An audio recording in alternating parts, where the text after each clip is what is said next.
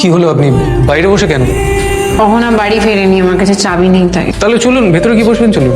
আপনি একটি over smart লোক এবং ভীষণ পাকা পাকা কথা বলেন। খরগোশ আর কচ্ছপ সবসময় রেস করে কেন? কারণ ওরা তো একসঙ্গে বন্ধু হয়েও থাকতে পারে। তা কি করেন আপনি?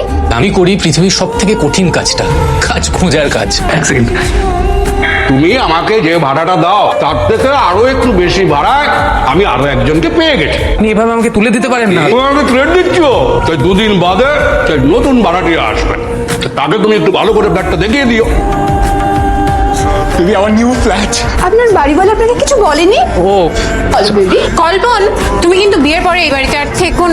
দিদি, বিয়ের পরে আসুন বসুন, বলছি।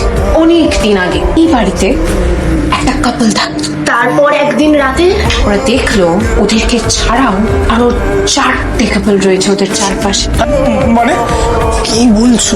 তারপর ওরা খুব ভয় পেয়ে গেল, আপনাদের মতো জিজ্ঞেস করলো তোমরা কারা। ওরা বলল এতদিন ধরে আমরা অতৃপ্ত ভাবে আমাদের পরের সেটের কাপল খুঁজছিলাম। ব্যাস ব্যাস, ফ্ল্যাটটা না বড় ছোট। বাড়িওয়ালা কাকু তো বললেন যে আপনাদের একবার দেখে। এলে বলবেন যে বড্ড ছোট, আমার একদম ভালো লাগেনি।